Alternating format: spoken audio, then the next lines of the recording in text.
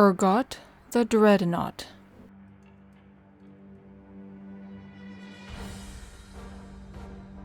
Urgot always believed he was worthy. As a headsman, an executioner of the weak, he was a living embodiment of the Noxian ideal that strength should rule, making it a reality with every swing of his axe.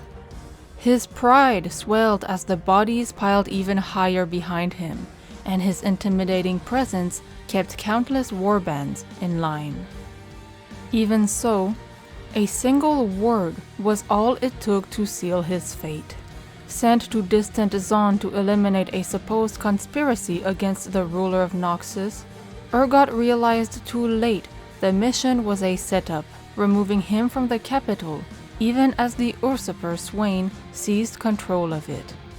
Surrounded by agents of the Cambarons, and enraged that everything he believed was a lie, Urgot was dragged down into the Chemtech mines beneath Zaun. He was defeated. He was enslaved. He was not worthy at all. He endured the mine's hellish conditions in grim silence, waiting for death. In the Dredge, death came in many forms. The mine's warden, Baron Voss, would sometimes offer freedom in return for a prisoner's tortured confession, granting it with the edge of her blade. From the screams that echoed through the tunnels, Urgot learned about the wonders of Zaun.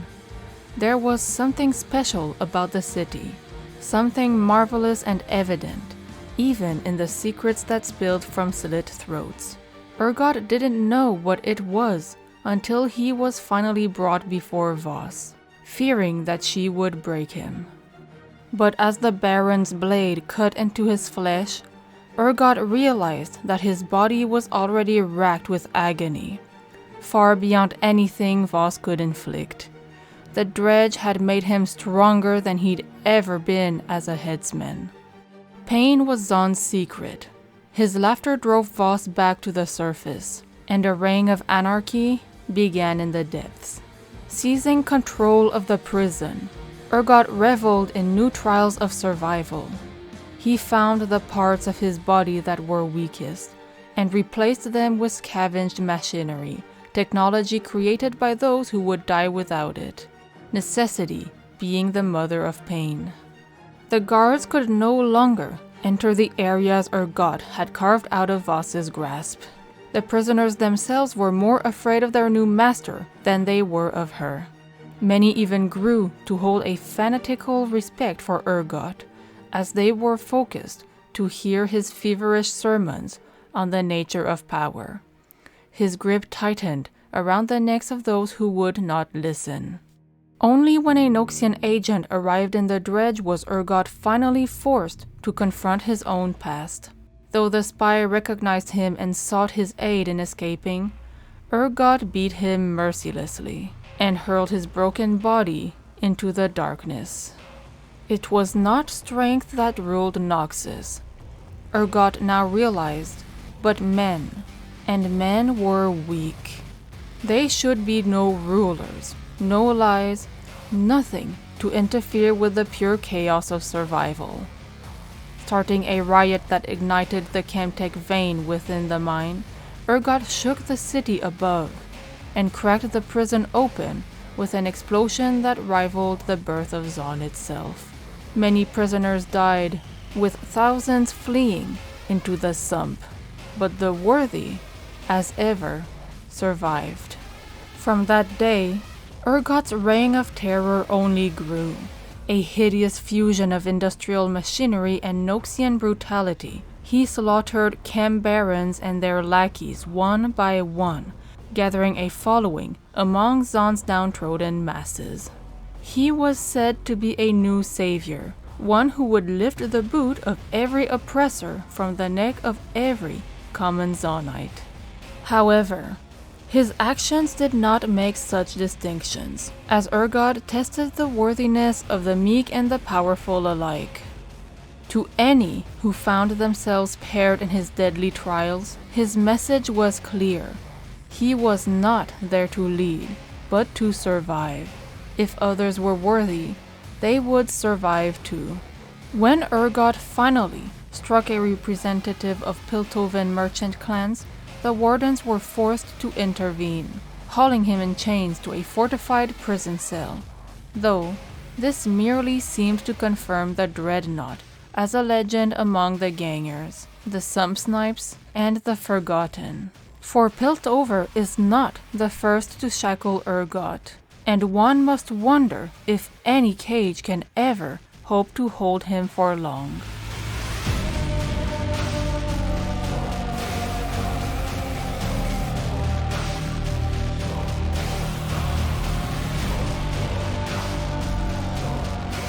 Son of Ur by David Slagle. We were running through the streets of Zaun. The pipes and stained glass were blurred, smeared colors against the gray, and the fog that hung in every chem-soaked alley. Zori was to my left, all matted hair and rusty knives. Her smile was the only sign that she was beautiful beneath the grime. Blank was behind her, with a spray filter full of glowing paint and a head dripping with ideas. Scuzz brought up the rear, every bit the kind of lug you'd expect to be called Scuzz. But he was our Scuzz, every scuzzy bit of him. He yelled our gang's name into the billowing smoke, marking the night as ours. "Sump Raiders!" We laughed, and yelled it too. We were young. We were alive. Nothing could stop us. It would have to catch us first, and we were still running. The city itself seemed to carry us forward as we slid down into the depths, further and further from the scum scrapper we'd just robbed and left bleeding in the gutter. His cogs still jangled in our pockets. More than enough for a bit of fun. We were on our way to the Black Lanes, the market at the heart of Zaun. "Think they'll sell us any shimmer wine?" Zori asked. "Bleedin'. That sumper made me a mite parched." Blank scoffed. "They'd sell shimmer to a child in the lanes, and then they'd sell the child." "Gob it, both of you," Scuzz growled, catching up. His face showed a kind of concern that I'd never seen before, a frown slowly forming. "Can't you hear that?" I squinted my eyes and peered into the night, since you can't squint with ears, you can. Not without a few augments. "I can't hear nothin'," I said with a shrug. "Not even a plague rat's brown cough." "That's what I mean," Scuzz muttered. And the silence after, it weighed heavier even than Piltover, glittering above us. Pushing slowly into the market through the fog, we found dram carts overturned, their wheels spinning lazily, stalls abandoned, still full of exotic wares. There was a stench in the air that reminded me of a scum scrapper, a stench strong enough to make my eyes water, when even seeing him bleed had not. And there were bodies here too, many of them wearing a Chem Baron's emblem. They'd been torn to pieces, the cobbles red beneath them. It was a massacre. "Nasty bit of work, eh?" Blent grinned, rooting through one of the dead men's pockets, carefully picking away giblets of flesh. "Guess that means we're getting a discount." Zori only shuddered. "There's someone in there," she whispered, pointing into a cloud of raw chemtech that was spewing from a pipe in the clearing beyond. It was the source of the stench that was only growing stronger, crushing my senses, somehow making my ears hum. It's a man." "That's not a man," I murmured, following her gaze into the growing green veil. "Not anymore." It was a hulking shape, with mechanical legs and many guns, fused savagely to its flesh the way a mechanician would fuse two pipes, burning and searing. Just looking at it made me wince. In one hand, it held a much smaller figure aloft, a man choking in the chemtech cloud. As he writhed, the monster taunted him, its voice a mechanical buzz vibrating deep in my gut, threatening to lose the bowels within. "Death is what you want. It almost cooed, cruelly forcing the man's face into a rent in the pipe. The chemtech gas gushing out around them. Breathe it. Make it yours.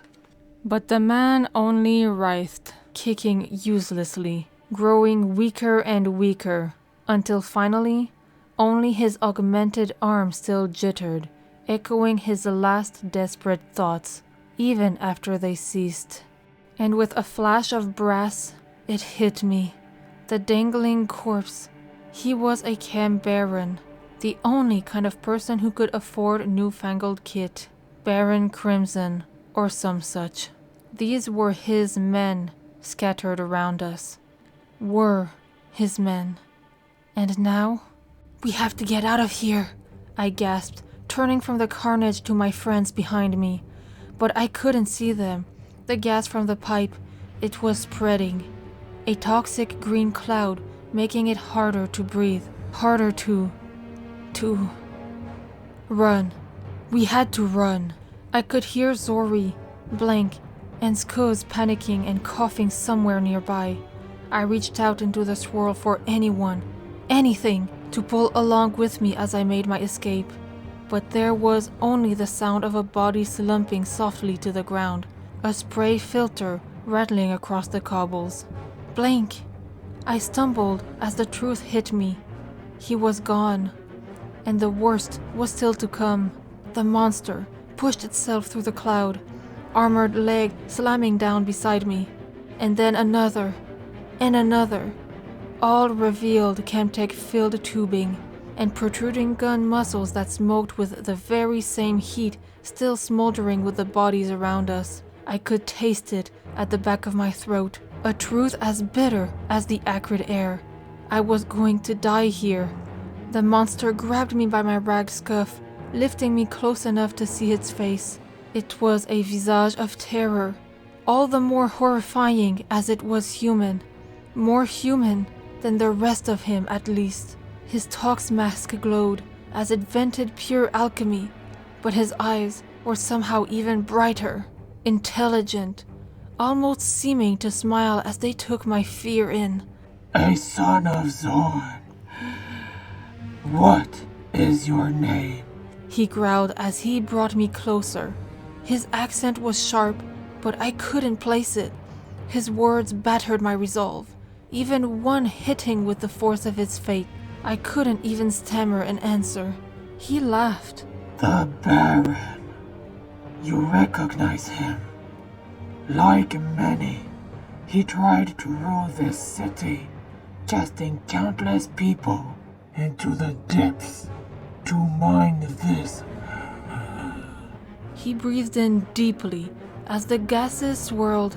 This misery. Now he is no more, killed by that which gave him power over others. It is you, the gutter rat, at home in the squalor, who survives. So tell me, which of you is stronger? Which of you deserves to live? Suddenly, I was falling back to the ground, landing on top of my friends. They were shuddering, choking as the Chem Baron had. Skuz, his mouth was foaming. And Zori. I closed my eyes against the tears before I could see what had happened to her. Run. The monster said. Tell the city how you survived and the Baron did not. You will be my witness. The first of many. I hesitated. Run! He bellowed. I saw Zori then, sobbing, reaching out for help with the last of her strength. I wanted to remember her smile. I still do. But I was running again, through the streets of Zaun. And can you imagine how it felt to realize, with burning lungs and heavy breaths, that my screams were the message I was to bear? I was alive. My friends were not. I was worthy.